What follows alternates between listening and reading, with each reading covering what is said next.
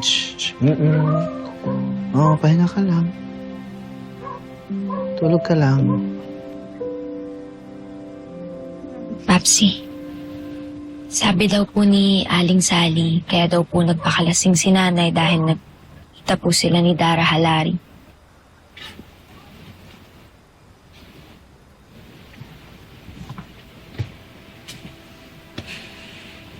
Papsi,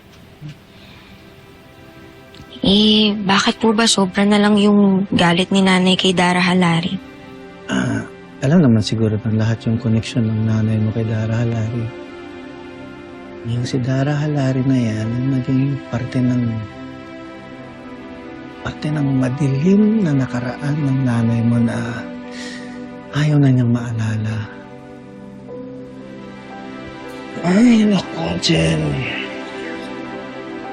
Kung alam mo lang, yung mga pinagdaanan ng nanay mo noon, kaya tayo, bilang pamilya niya, ikaw, ako, nandito tayo para palitan yung mga alaala na yun.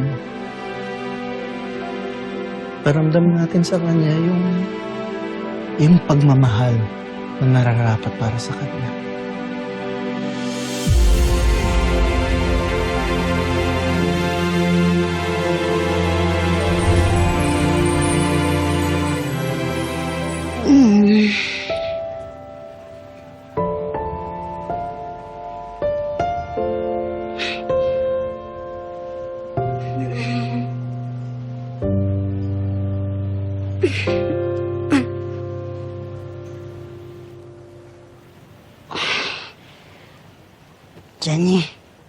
Jenny.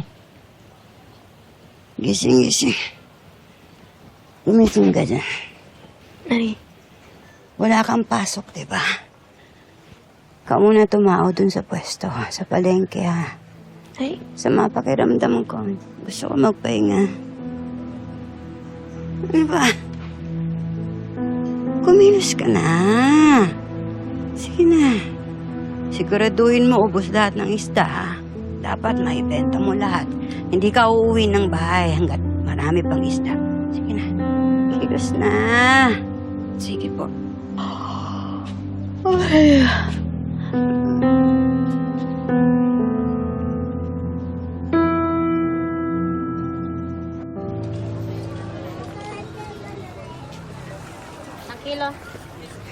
Paano na to?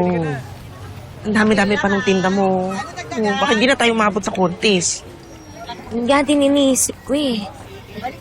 Hindi ko naman kasi pwedeng iwanan yan kasi kabilin-bilinan ni nanay, wag daw akong uuwi nang hindi ko naubos yung mga paninda. Sala. Naglasing-lasingan yung nanay mo tapos ang ending ako yung affected.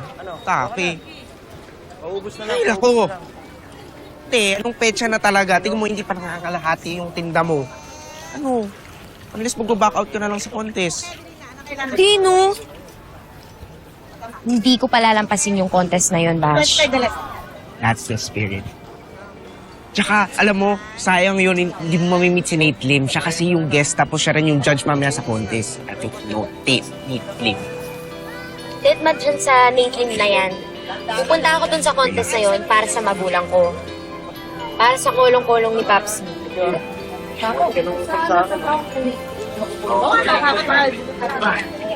Kailangan natin maubos yan. Mangyayari lang yun pag nagawa natin ang paraan yan. So, paano?